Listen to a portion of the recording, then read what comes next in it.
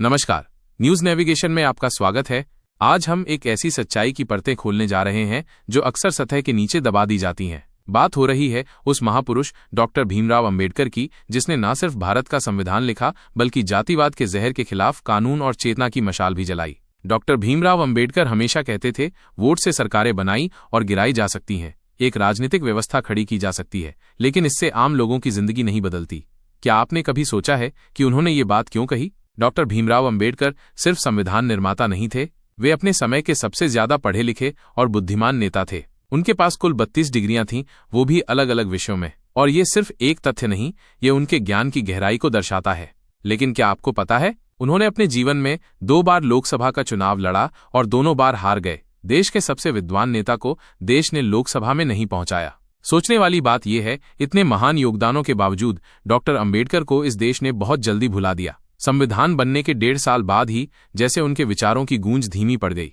आज अगर देश में दलित वोट महत्वपूर्ण न होते तो शायद कोई उनके नाम का जिक्र भी न करता। हकीकत यह है कि डॉक्टर अंबेडकर के विचारों पर इस देश की किसी भी राजनीतिक पार्टी ने आज तक पूरी तरह अमल नहीं किया, और जो उनका असली विजन था वो अब भी आम जनता तक नहीं पहुंचा।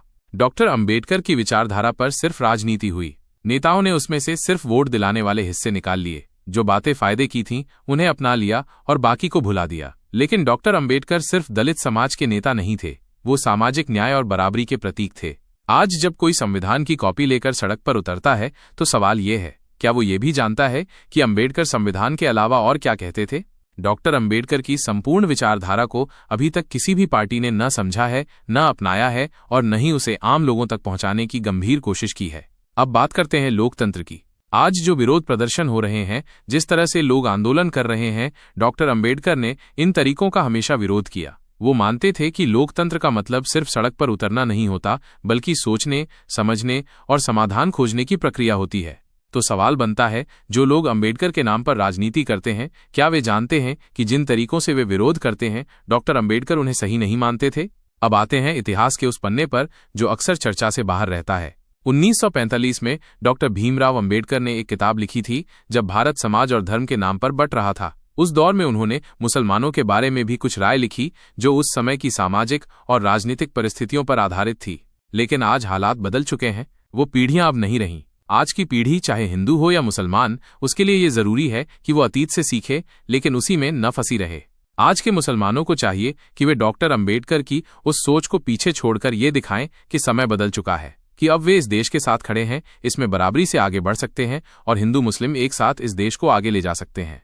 ये चुनौती है दोनों समुदायों के लिए।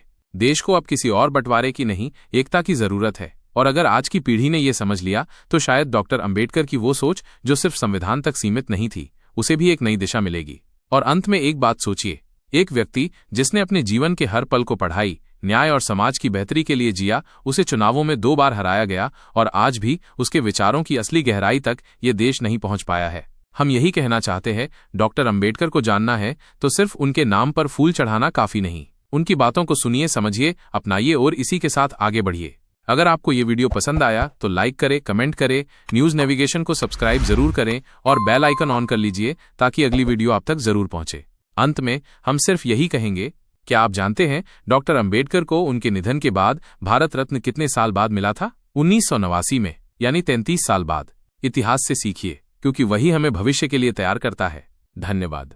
जय भीम, जय भारत।